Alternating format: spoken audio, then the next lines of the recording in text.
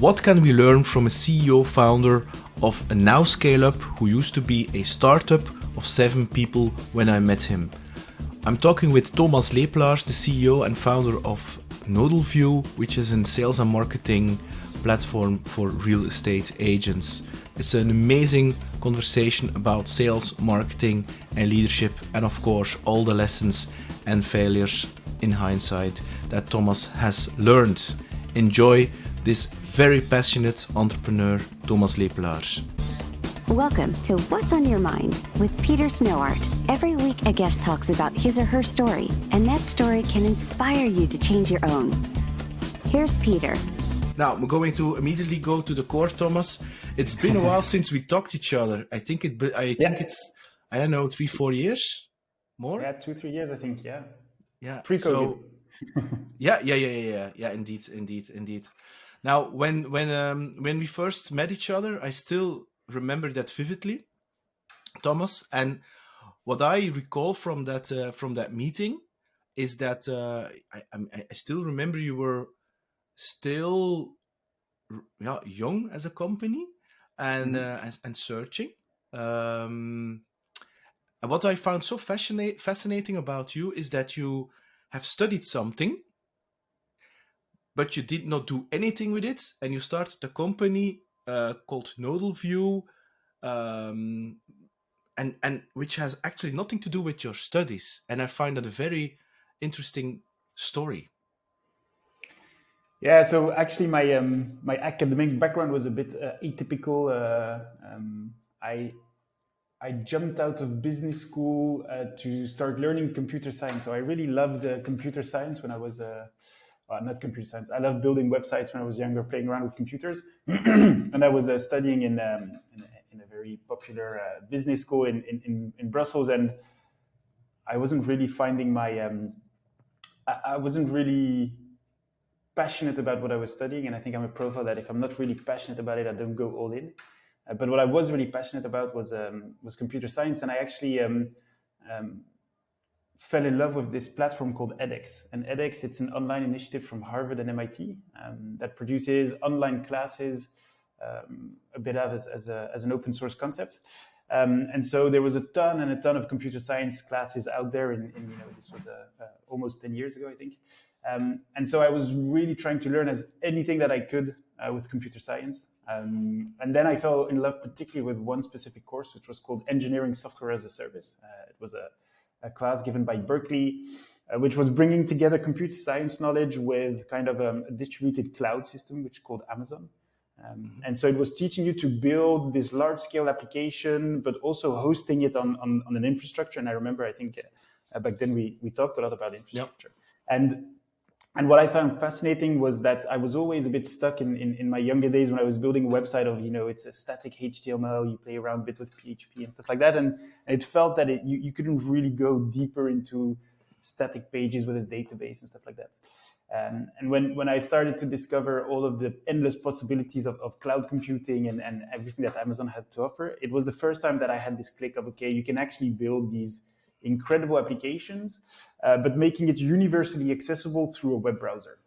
And that really fascinated me, and I decided to learn as much as I could in there and to play around with as much features as I could. And that kind of a couple of years later translated into launching an MVP for Nodalview, par hasard a bit, and then kind of starting to sell our solution to real estate agents. So yeah, a bit of an atypical academic background. So if my mom listens to this podcast, she will definitely remember the hectic days of me saying that I was going to stop business school, and then also an interesting entrepreneurial story afterwards. Yeah. But your mom, they supported you, or they had said, Thomas, don't do that. You're going to throw away your life.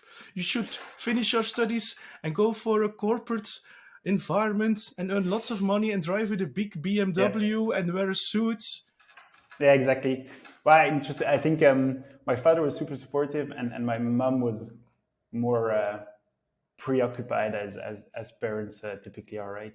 Pretty big risk, and it's true that it's a bit of an unconventional background, and definitely, now a couple of years later, being more mature and more adult, something where you should still probably stick to the traditional through the traditional academic background, I still think it's a safer bet than trying to do it differently.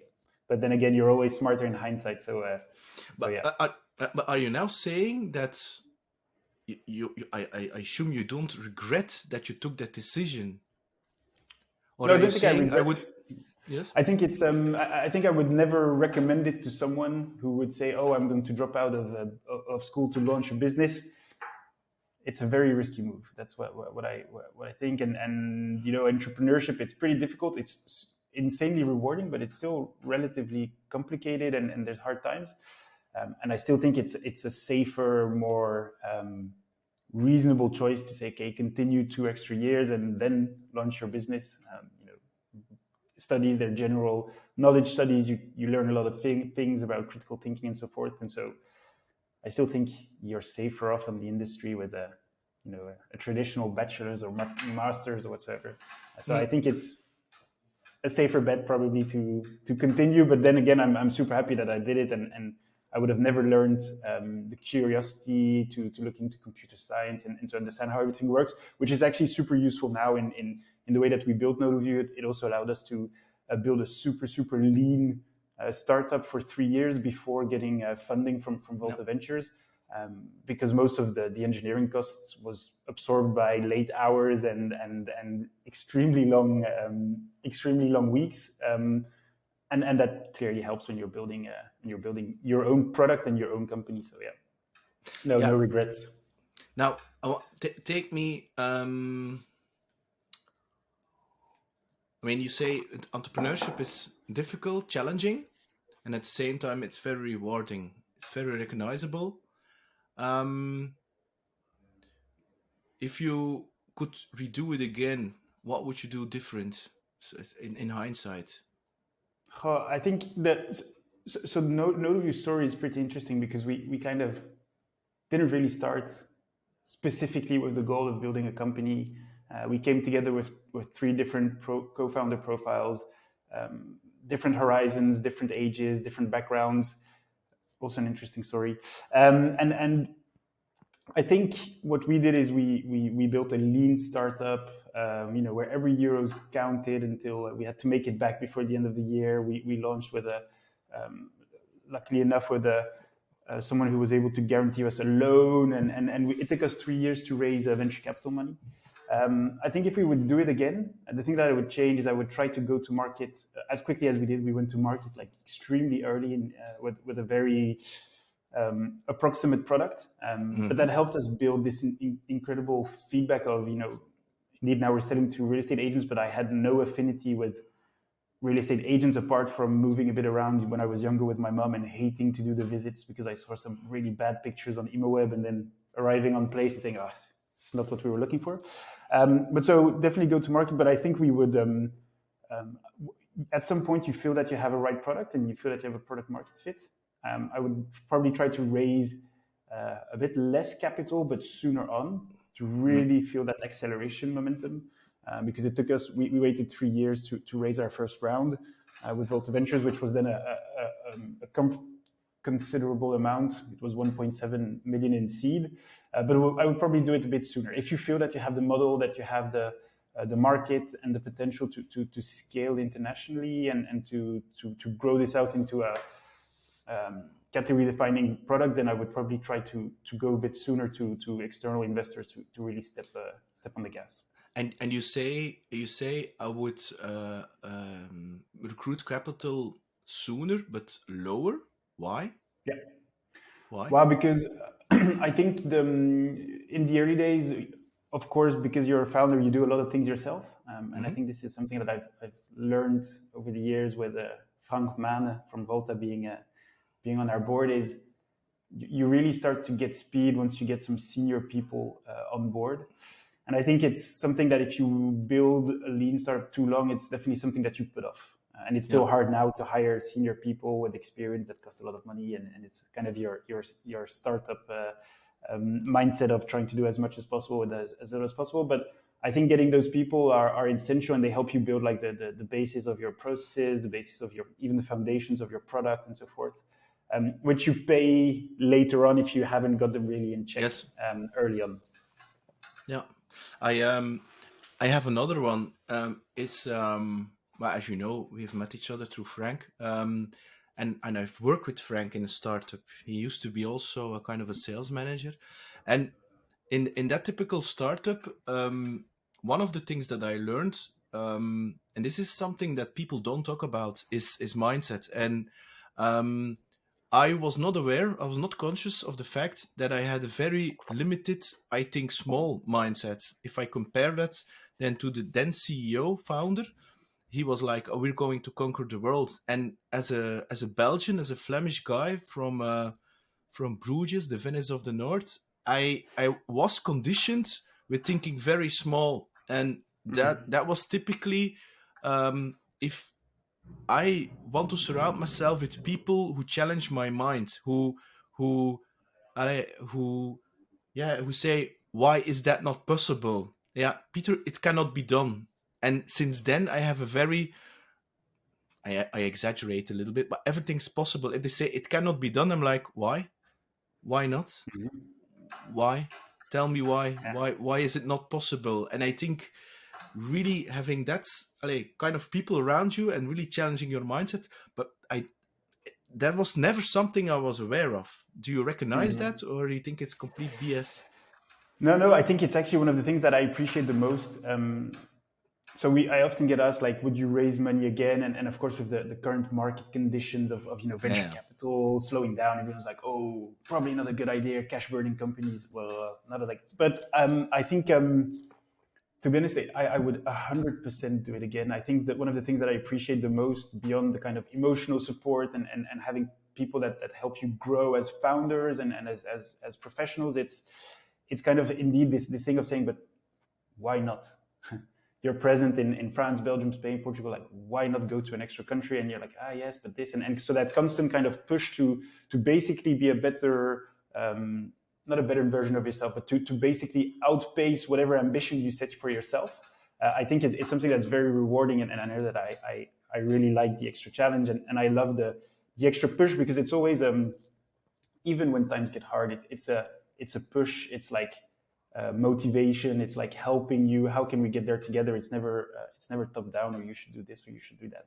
And I think it's something that I really appreciate in general with all of our investors that we have on board. But it's this kind of a friendly push to be even more ambitious than what you probably were.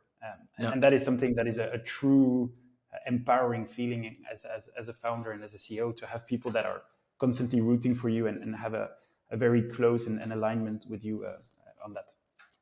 If you have the choice, if you could have two investors, two VCs, one who brings a lot of experience to the table, but is a smaller fund, but is really hands-on, compared to the other one, which is a very big one, but has more like tourist, I'm exaggerating again, tourist people who are watching Excels all the time and just sitting in your board. I mean, it's I think it was from Give or Take from Adam Grant, that in that book he mentioned that example, that one of that CEO founder, that he chose in the end for the smaller funds with the practical. It's not only about the money. It's certainly not about the money. If it's only about the money they bring, that's not enough. They have to bring that mindset, that challenge, that network, thinking with you, challenging with you. Do you also believe that? Yeah, 100%. I think people talk about this like smart money, right? I think it's identifying, and I would definitely recommend this also to any founder that is looking to raise capital. I think you should always aim to target funds that you really believe can bring value to your journey, because it is a journey as creating a startup. And I think beyond the money itself, which is kind of a means to get to your next level, the most important thing is first of all, the personal fit with the people that will be in your business for a long time, that will be with you most often outside of a boardroom than in a boardroom. And I think having confidence that you can work with those people is the most important thing. And then analyzing, and for example, even before valuation, I have so many people say, oh yeah, but what about valuation and this and that, and don't you think? Mm. And I have the impression that it's always much more important to get the right partner on board, to get someone with who you have a really strong relationship. For the long run, it pays off tenfold. Yeah. So yeah, I would always prefer to have the well-connected, emotionally invested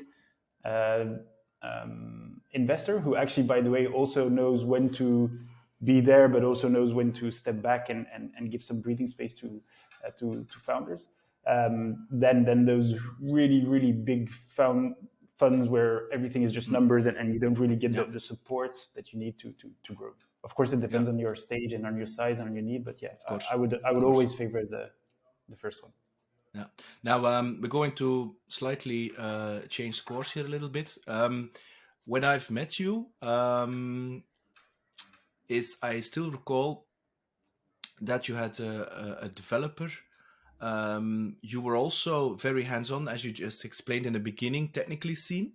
I mean, in an ideal situation, I mean, I assume you're not Superman and you're not wearing your underwear above your pants, and so you cannot do it all. This means that in a good, that's the thing I learned, is in an ideal situation, you have like a more technical person who has a vision. Then you have like a commercial person, and then you have somebody maybe combined who is good at numbers, at Excel sheets, for instance, who knows numbers. I mean, how? I mean, when you started with the people, and right now, because I don't know the situation right now, how you are structured. I mean, if you look at that journey there again, what would you do different? I think it's one of the biggest learnings of what we've learned during Nodalview. I think it's important to have a diverse set of founders. I think it's definitely important to have complementary founders with a very much aligned long-term vision. I think we had some unfortunate events where you're not always aligned with the long-term vision of your initial co-founders, and that's fine. It's just that it's always tricky to get out of those situations.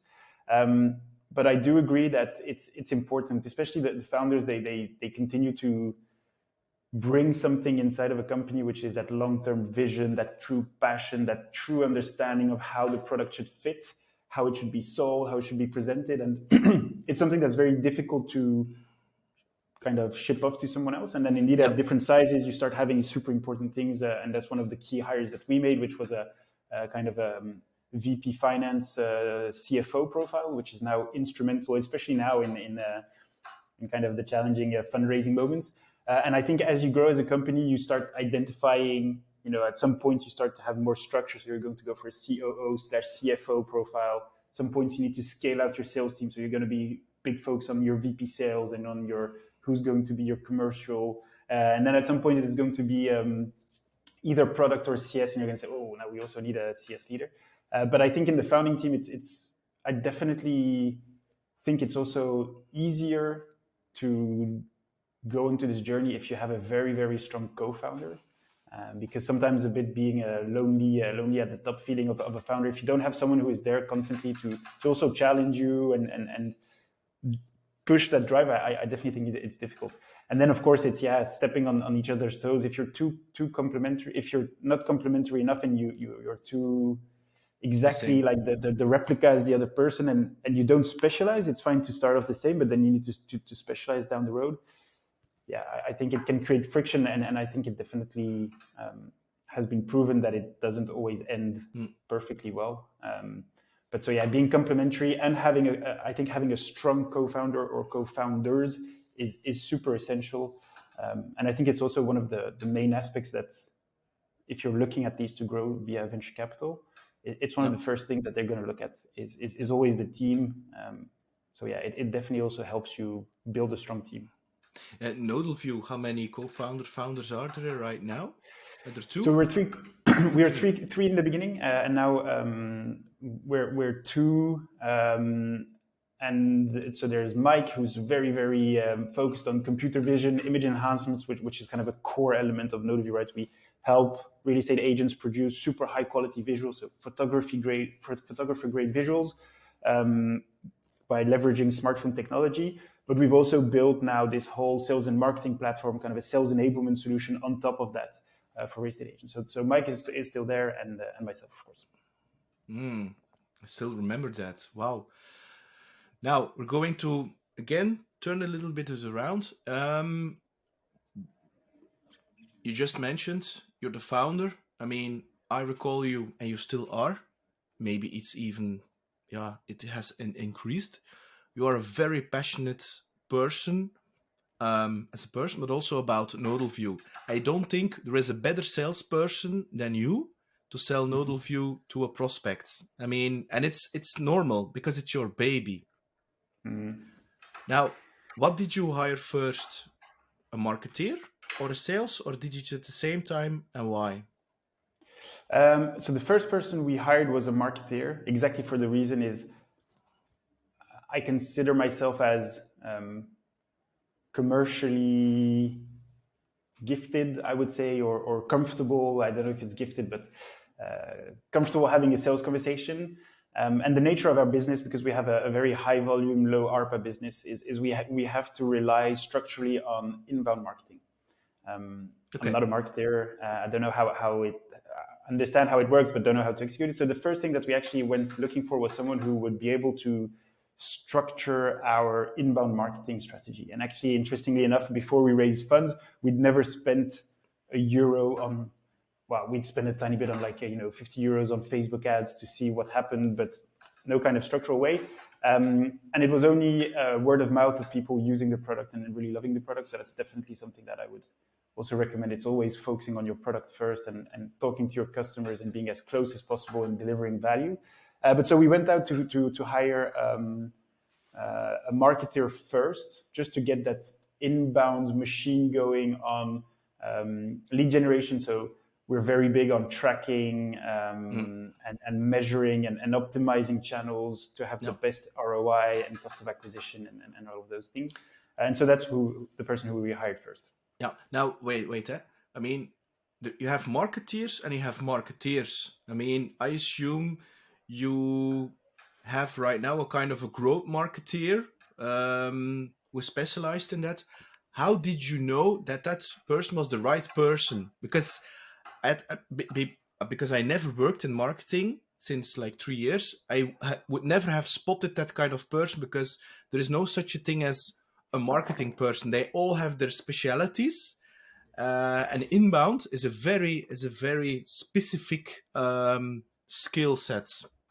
Yeah, yeah, it's true, and it's still a tricky question because it's hard, and I feel that also at the stage of growth that you're at, your marketing needs change, right? At some point it's just about tracking, then at some point it's about messaging, at some point it's about website optimization, and so the profile of your marketer is going to change, and it's actually very difficult to find a profile that will fit all of those specific needs as you move forward. I think one of the essential things that we've done, and we, Nodalview, I think when we met, we were probably 6-7 people, I think, and today we're 70 plus, 75 plus. So we're a good bunch, and so we've learned to hire quite a lot. And I think one of the most important things that we've always looked for at Nodalview was curiosity and passion. You talked about passion. It's one of my most important traits that I look for when we hire, because curious and passionate people, even if they don't know how something works, they will always find a way to make it work and to understand it. And once you understand it, you can build it and execute on it. And so I think the most important thing that we were looking for in our early marketer was someone who was passionate about creating an inbound marketing funnel, flywheel, however you want to call it. And that's actually how we went on. And so finding someone that was above all passionate, who had a tiny bit, of course, of relevant experience always helps. And then that capacity of that person to kind of sell his vision on how do you set up an inbound marketing engine for a SaaS company. That's definitely something that was essential. And I think that's how we did it. And that's how we found our first head of marketing back then, and that worked pretty well. I think it's still tricky to find the perfect profile, but yeah, no, it doesn't exist. So you have high volume, low value deals. Does this mean, is there a salesperson involved in, okay, the inbound lead comes in, I assume they will get a mail or it's in a CRM automatically imported. I mean, I assume it's automated. Now, is there then a sales involved to close that deal? Yeah, and we actually had an interesting sales journey, because I think we made a couple of mistakes along the way, or learnings. Let's call them learnings, because you never really make. But wait, Thomas, wait. We're going to come to that. But what I want to know is, it's a very important one that I learned, and I want to know your vision about it. Is that when you have inbound marketing, leads are coming in. Great. When you don't have leads, you're happy that you have leads. So you have mails that you can connect with. But there is also a very dark thing with it.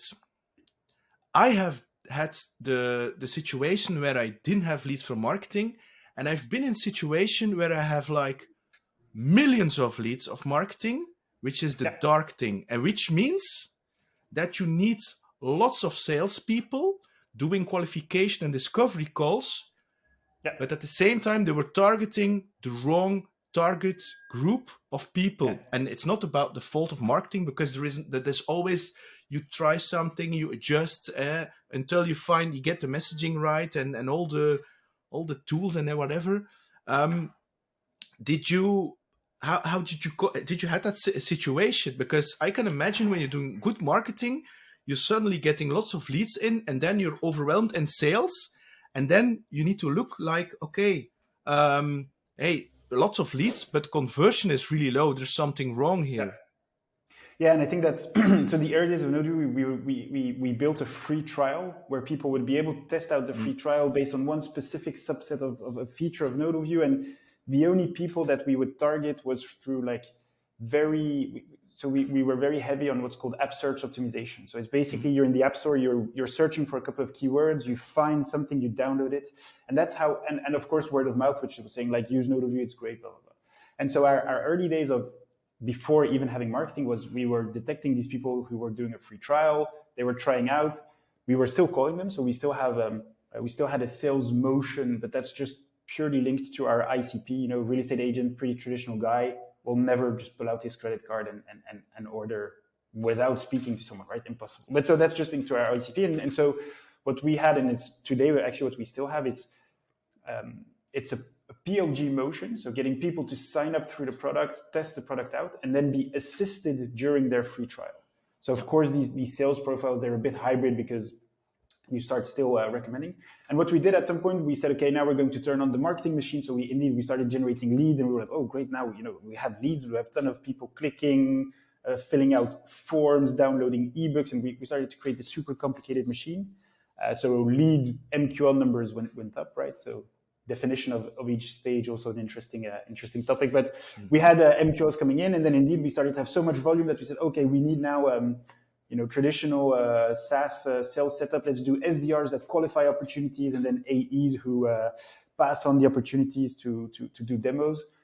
But actually, that doesn't work in a low ARPA. I mean, it's unhealthy in a low ARPA, high volume situation. It took us a couple of times to realize that.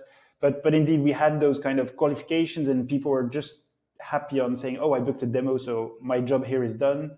A customer was speaking to two different sales rep, didn't understand why.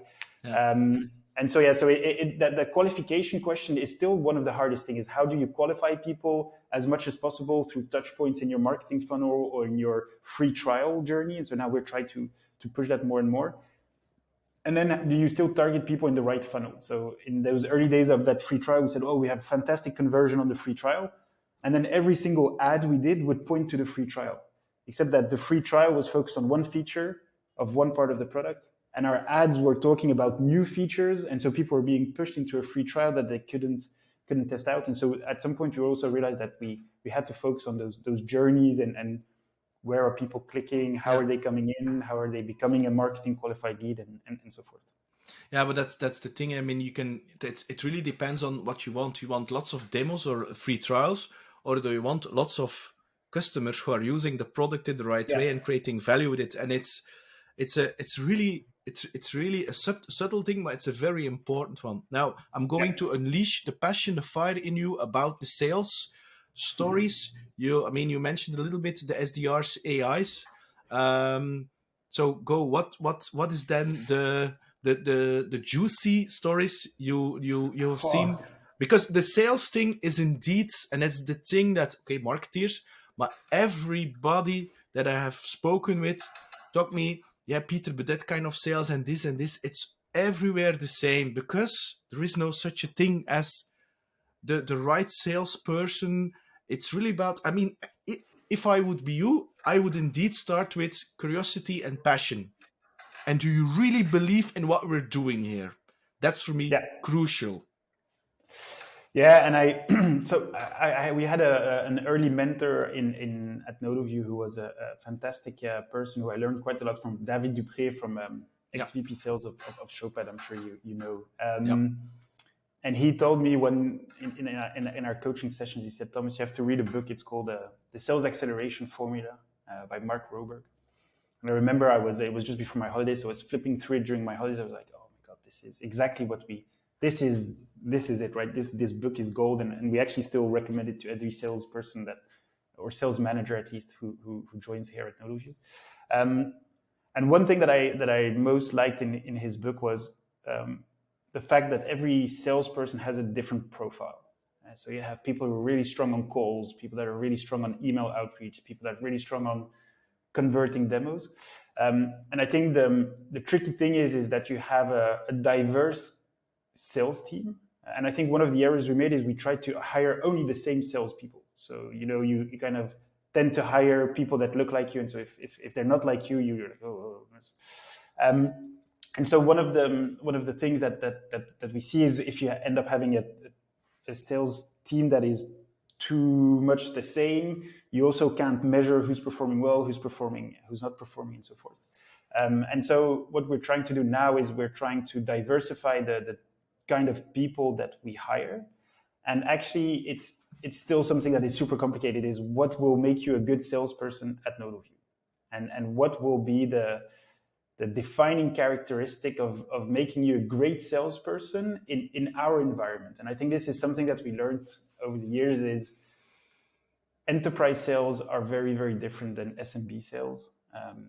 The principle is the same, the sales cycle are the same, are much, much shorter, but a very good enterprise sales rep who is going to close a contract with ING or a huge bank might not be the same person that will work well in our end of the SaaS spectrum, because for us it's 20 demos or 40 demos per month. It's volume, it's getting people over and over. But what you do find is you still have to find that person that is triggered by, like, he has to be hungry. Those salespeople, they have to be super hungry. They have to be target driven. They have to really buy into your product vision, because they are the ones that are going to have to sell it in the end, right? So I'm not sure there's an ideal sales profile, but for us, it's trying to identify that, we call it grit, because I think as a salesperson, it is a complicated job. And how do you identify grit of someone who will just be like relentless in the way that he follows up? Because we are in a high volume, plus, we call real estate agents, they're always busy, they're never available and stuff like that. So you really have to have someone who, I think now we have 14 touch points with a person in sales, but who is going to do 28 touch points per person and do that and do it relentlessly. And so I think finding grit, it's super important. And then we go back to this, when you're comfortable getting leads from marketing, and if at some point you don't have enough leads from marketing, who's going to pick up their phone and fill up his pipeline with the extra 10, 20% of opportunity that you need to get to target? Yeah, that's true. And that's, to be honest, I think there are a couple of things. There is no magic. There's no silver bullet. And the business is there. The time to market is there. I mean, searching for the white rabbit with the white ponytail, it's difficult. So it's always that balance of executing and making a decision with a person that has the potential to go to a certain place, and at the same time, as you mentioned, I mean, having different complementary sales. The thing that I've learned in the last companies is that when you build, when you have grit, when a sales, what is really driving you as a salesperson, really driving you, and it goes really deep. So, I mean, like myself, I want to be a part of a winning team, and I want to do my share of the thing. I cannot code; it's not my passion, but I love building companies. It's just the thing that I love. If it's going too easy, yeah, I mean, that's it's not driving me. So it needs to challenge me. And at the same time, I want to be part of a team of persons that I can trust. And what I've learned is indeed, if I look at our team, it's a very complementary team. I mean, I like to, and the company that I work for right now, they work with colors. It's a typical red, blue, yellow, blue thing, and it's a little bit it's a little bit unnuanced. At the same time, it makes things pretty easy. I'm not a blue guy. This means that I'm good in connection, like with you, and going. I have lots of power and energy, being very direct, some provocative, and that's where people challenge me. But I'm not blue. This means, so I'm not the guy who is going to have the fancy detailed presentations. I mean, I drop something on the slides, and then I have people who are like that. They're good in the connection, but they're very blue. So everything needs to be very. And then I learned I have to write everything out. But it's great to have this kind of people, because your prospects, they're not always like me or you. They're all also different, and it's really having that variety. And another thing that I find very important is that the team itself needs to work together as like a soccer team or a rock band, where the total becomes more than the sum of the underlying parts, because everybody has their own unique thing. The one is better in Excels, the one is better in ROI calculations, the one is better at creating a story or a storyline. And so when they are helping each other, maximizing, then I've seen exponential results. I mean, because they're using that kind of brain power of working together instead of just competition. Of course, you need to create some kind of a little bit competition, but it comes there automatically when people really want to, be part of the team. They don't want to be the person that brings in the lowest amount of revenue. Okay. Yeah. The only thing where I also look for grit. I look for passion, I look curiosity. But the 100% money-driven people, and I love money, and it's good money, and you need money, and things like that. But people who are only doing it for the money, I don't want them. So the rather typical Wolf of Wall Street, ego-driven assholes. No, I want team players. They can be competitive. They need to be. They can take in the room. But the real ego-driven, I don't have anybody. Completely, everybody has an ego. But you understand the solo lone wolf players, who the kings. I mean, it doesn't, because you need to work together within sales and with marketing. And that's the third thing that I did, is that I have appointed somebody in sales who are working together with marketing to really say brutally, these are the leads. This is the MQL, the SQLs, what is the conversion rate, and to look at the facts, and not having a marketing, you suck because you done. I mean, you know, the classicals.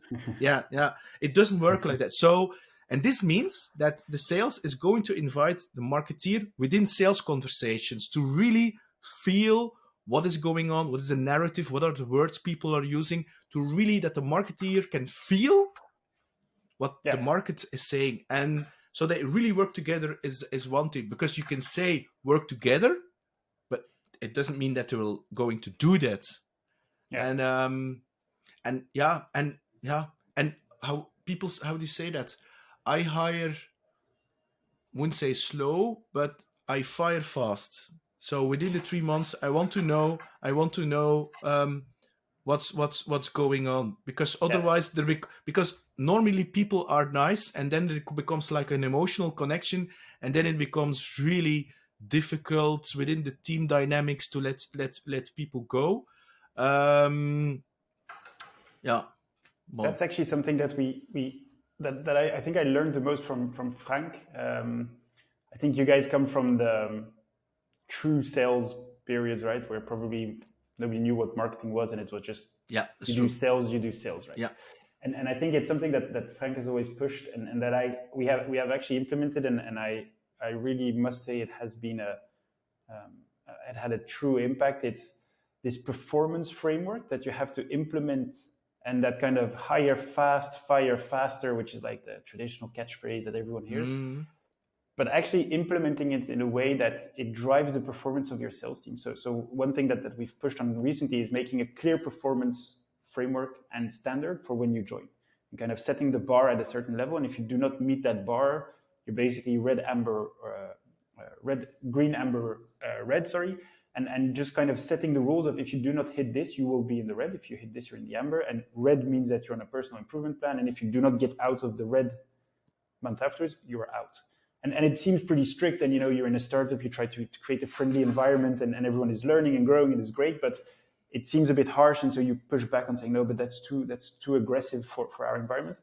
But actually, if you do that and you plug that in all the way up to your recruiting process, where when you recruit salespeople, you explain to them, this is how you will be evaluated. What it tends to happen, well, first of all, there's no taboo around hitting your target or not. If you don't hit it, the rules of the games were clear. You're out if you don't do your target.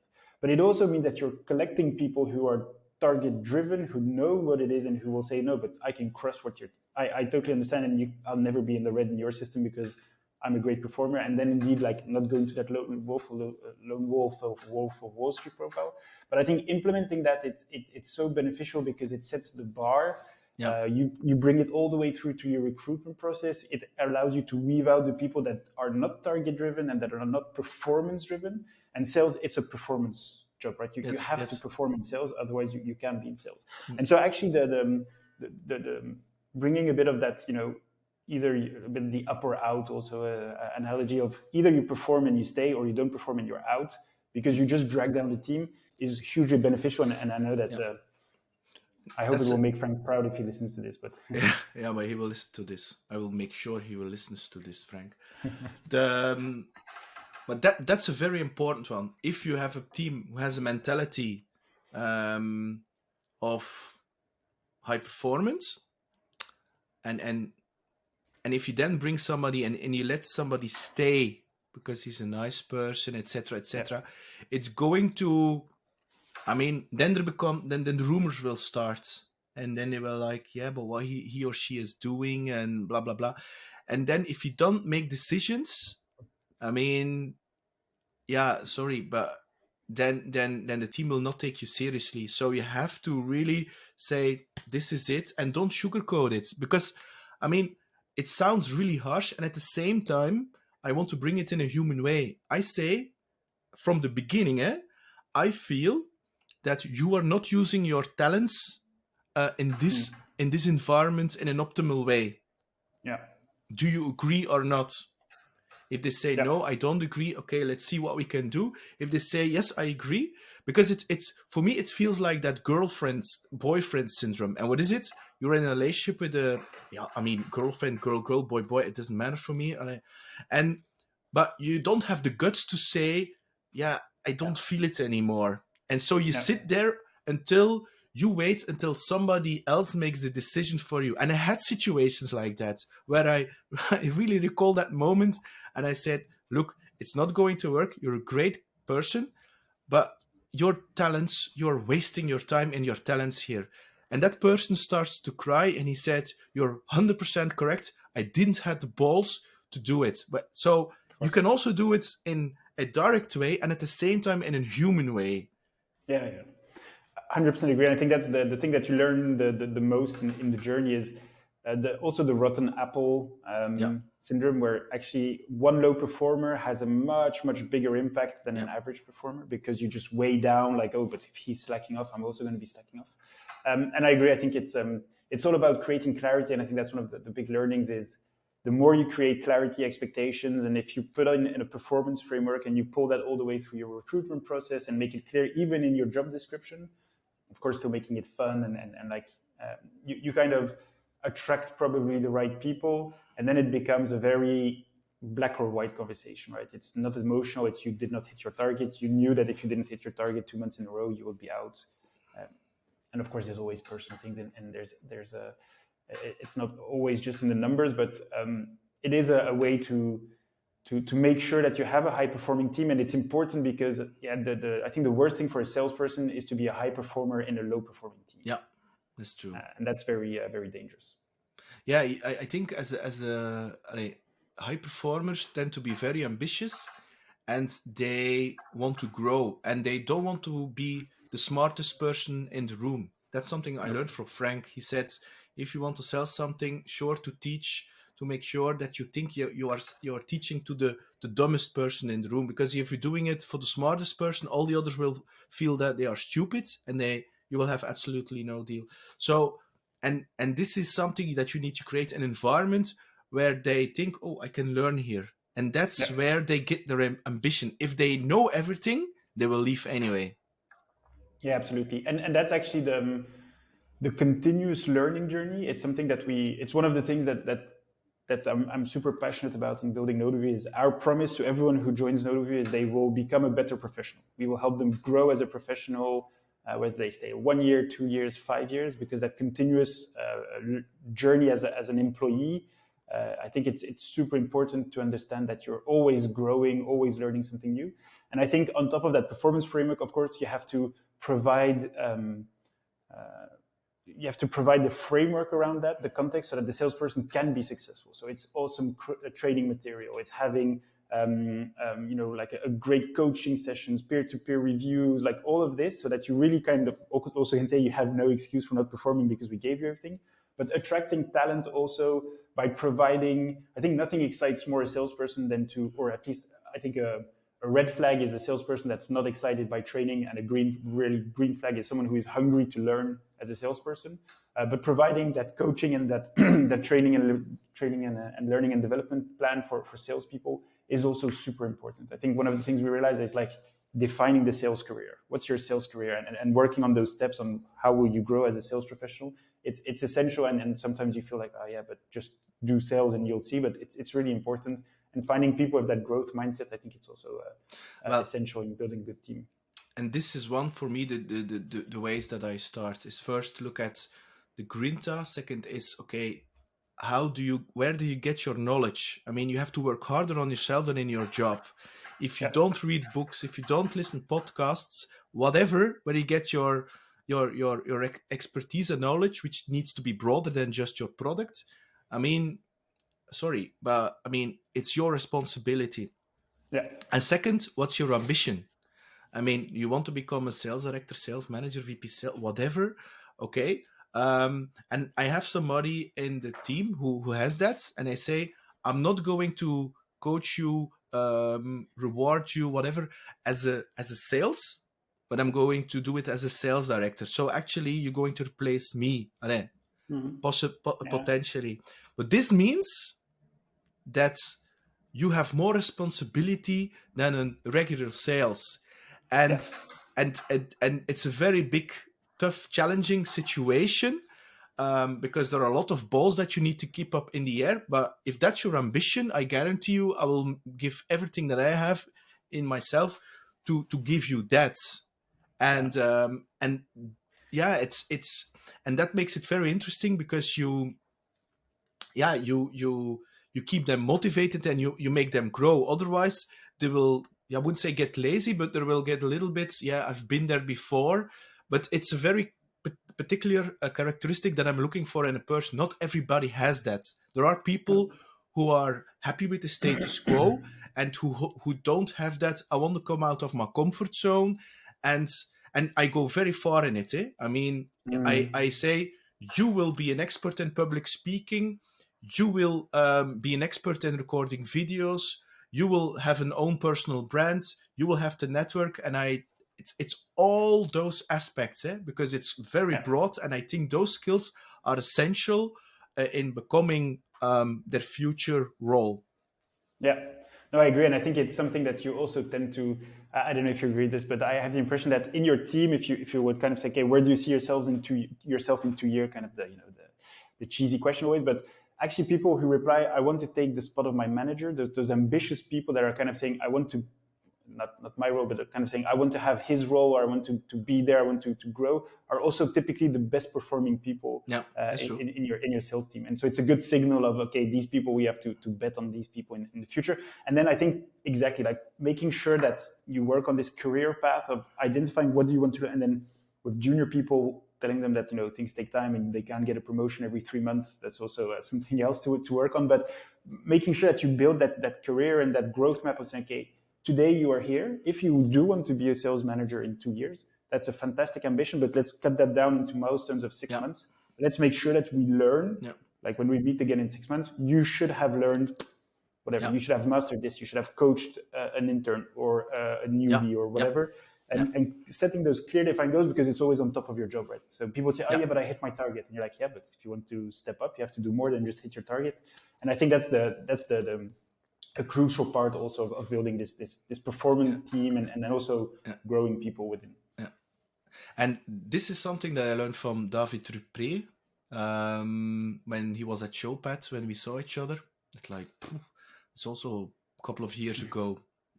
And because we have a very strange background, because we're all both are musicians, and we've met each other during playing music.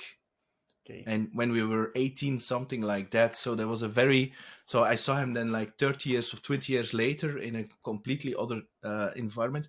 And he said to me, and this is very true, you typically sales managers and things like that, they have lots of ego. E-G-O, ego. And they're like, that's typical alpha male. Look at me. I think there is some deep down there, some kind of sexual selection where they want to attract the other species, whatever. But they have that typical boasting of their who they are. Now, it really takes balls to, and that's something also David told me, and I fully agree with it. So I have a person who says, I want to have your job. And I'm like, great, you can replace me when you are ready. And you have to have you have to leave your ego out and say, if that person at that time is ready to take over, I'm like, great. Of course. I mean, then I can do something completely different, because then my mission has been accomplished. And that's fine. And it's also what David told me when he was at Showpad. Then if they don't need me anymore, I'm fine with it.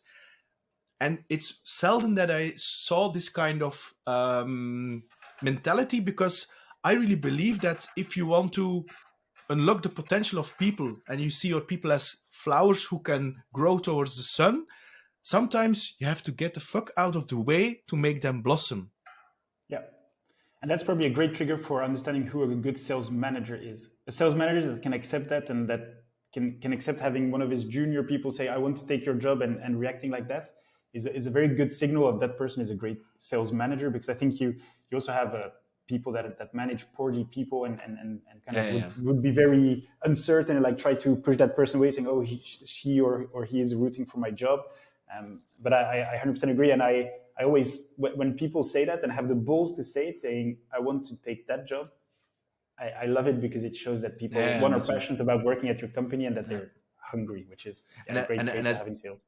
And as a leader, you need to create that kind of emotional safety where people can say that in a way it's respectful, and that they know if I say something to him or her, or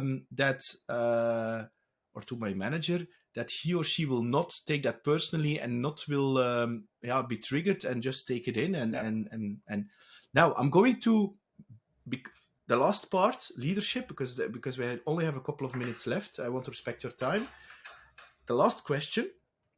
We talk about, I want to change and take your job and things like that. Thomas, I mean, if I'm correct, you're the CEO right now, eh? Okay. I mean, I am now leading a sales team in a company of 90 persons.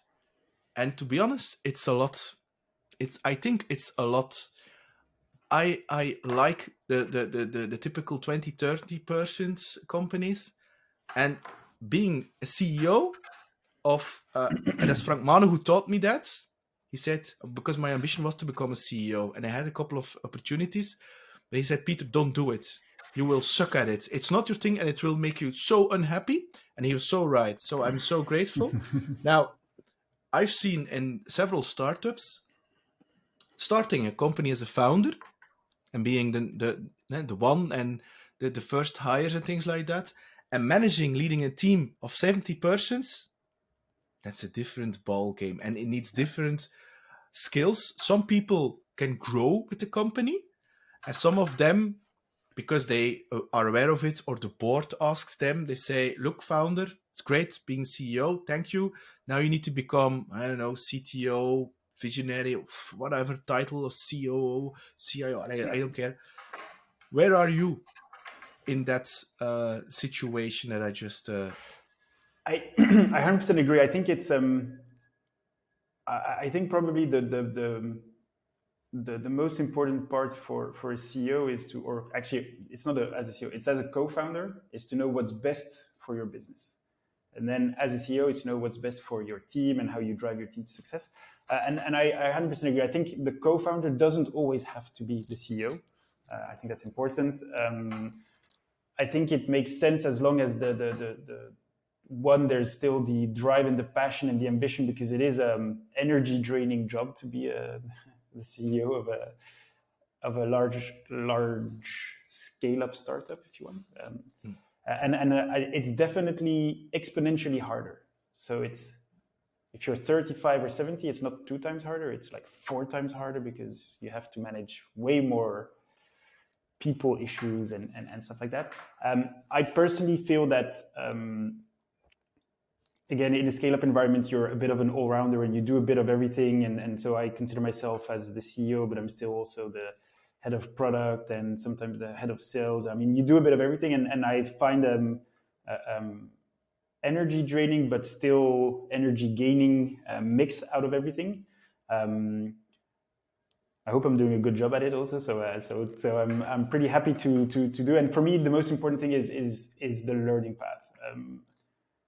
I feel that as soon as I stop learning at Nodalview, it might be time that to pass on. But now I'm so hungry to continue to learn because it's still all very new for me. And so I'm still very, very passionate, very excited about what we still can achieve as a product, as a team, as a company for our customers.